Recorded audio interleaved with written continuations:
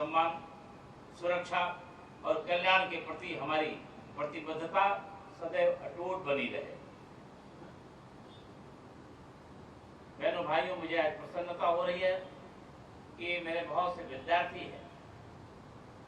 मैं ऐसे माता पिता के प्रति आदर करता हूँ जिन्होंने आज कोई मनोरंजन का काम नहीं था, एक प्रेरणामय कार्यक्रम था, एक उन वीर शहीदों को श्रद्धांजलि देने का कार्यक्रम था, लेकिन उन्होंने अपने बच्चों को भेजा।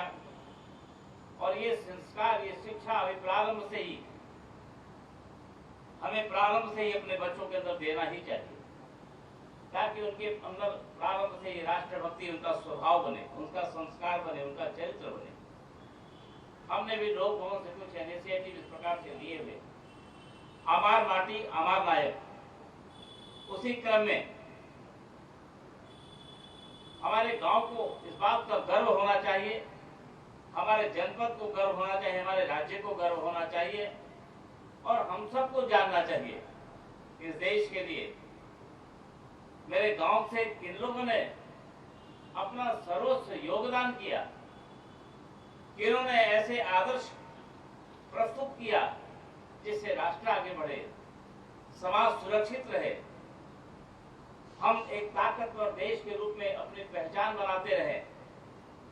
जिन्होंने अपना सर्वस्व बलिदान करके आज का दिन हमें दिखाया, और इनके बलिदान को हम निरर्थक न होने पावे, ये हम सब की जिम्मेवारी है। मुझे इस बात का संतोष है कि मेरा जो सैनिक कल्याण हमारा बोर्ड है मेरे राज्य का, उन सैनिकों के प्रति अपना सच्चा आदर व्यक्त करते हुए अपने विविध कार्यक्रमों के माध्यम से उनकी स्मृति को बनाए रखना, उनके प्रेरणामय जीवन को समाज सीख करके वह भी देश सुरक्षा के लिए, समाज सुरक्षा के लिए, राष्ट्रीय एकता के लिए, सद्भावना के लिए, एक सुंदर भारत, मजबूत भारत, वैभवशाली भारत, समृद्ध भारत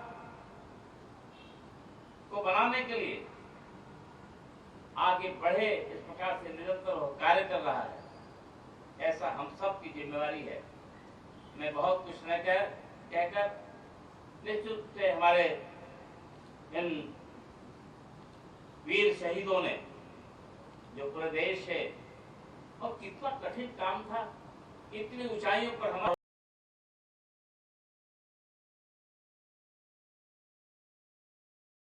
मैं कहता भी हूं कि जब ये बात मैंने कभी पढ़ा था कि हमारे तमाम कुछ घायल सैनिक जब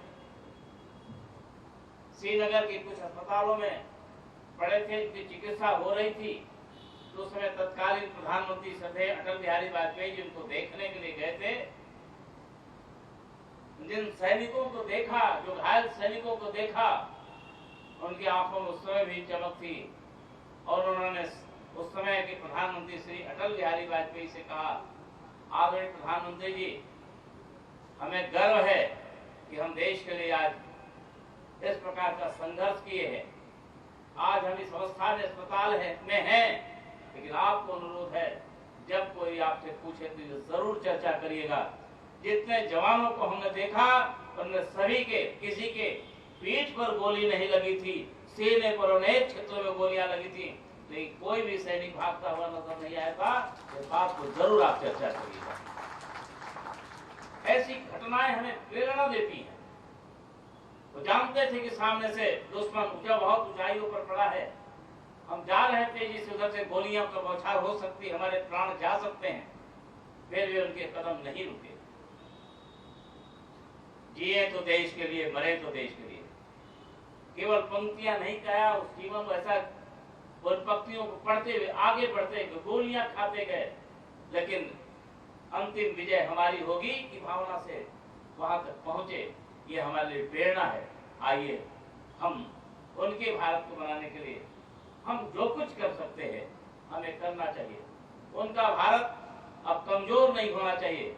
किसी भी प्रकार की अनेक उन शक्तियों को भी मुंह तोड़ जवाब देंगे जो हमारे राष्ट्र को कहीं न कहीं उनके बलिदान को पर किसी प्रकार की आंच लगाने की कोशिश करते हैं। हम सब मिलकर के उनको जवाब देने का काम करेंगे। आज ये अवसर संकल्प लेने का भी है। मैं बहुत कुछ न कर एक बार फिर से कारगिल युद्ध के सभी अमर शहीदों को भावपूर्ण श्रद्धांजलि अर्पित करता हूँ। हमारे सैनिक सदैव सुरक्षित रहें, हमारा राष्ट्र निरंतर प्रगति के पथ पर अग्रसर रहे, हमारा तिरंगा सदैव विश्व के आकाश में गौरव के साथ लहराता रहे। इस मंगल कामना के साथ मैं आप सबको बहुत बहुत धन्यवाद, उन वीर माताओं को, वीर नारियों को फिर से मैं आप सबको बहुत इस बात के लिए बहुत सम्मान करते हुए आपने यहाँ आना, अपने तमाम व्यस्त कार्यक्रमों में इसकी प्राथमिकता को आपने तय किया, इसके लिए मैं बहुत आपका सम्मान करता हूँ जो यहाँ उपस्थित है। यह संस्कार, ये विचार और आगे बढ़े, इसके लिए निवेदन करते हुए अपनी वाणी को विराम देता हूँ। जय हिंद। एवं शिक्षकगण तथा यहाँ उपस्थित प्रत्येक सम्मानित अतिथि का आभार व्यक्त करते हैं कि उन्हें श्रद्धांजलि अर्पित करें और राष्ट्र संगीत और राष्ट्र गीत के साथ इस कार्यक्रम का समापन करें।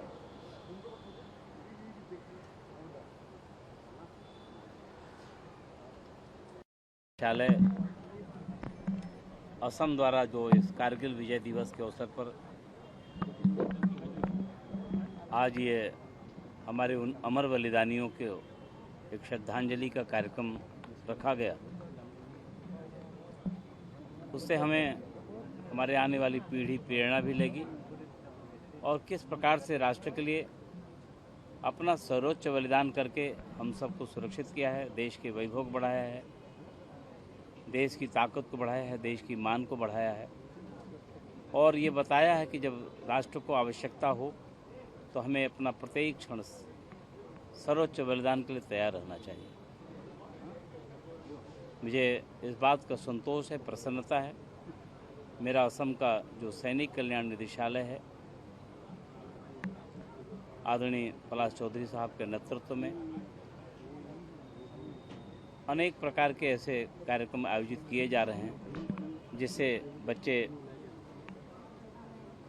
राष्ट्र के प्रति अपनी जिम्मेदारी का एहसास कर सकें और तमाम ऐसे वीर सैनिकों ने जो अपना इस देश के लिए लड़ने का काम किया है, उनके बलिदान को और उनके योगदान को दोनों याद करके और उनको किसी भी प्रकार का कोई कठिनाई न आने पाए, पूरा हमारा राष्ट्र उनके साथ खड़ा है, इस प्रकार का एहसास कराते हैं। ऐसे कार्यक्रम निश्चित रूप से प्रेरणादायी हैं। मैं समझता हूं कि जिन संघर्षों को करते हुए हमारे सैनिकों ने अपना बलिदान करके आज का दिन हमें दिखाया है, हम बहुत गर्व से पूरा देश कारगिल विजय दिवस को मना रहे हैं। मैं इस अवसर पर इस विजय दिवस की सबको बधाइयाँ भी दे रहा हूँ और उन वीर बलिदानियों को नमन कर रहा हूँ और मैं उम्मीद करता हूँ कि हमें उनसे सीख करके समाज उस प्रकार से उनके भारत को बनाने में निश्चित से हम सब संकल्प भी लेंगे कि हम आगे बढ़ेंगे। धन्यवाद।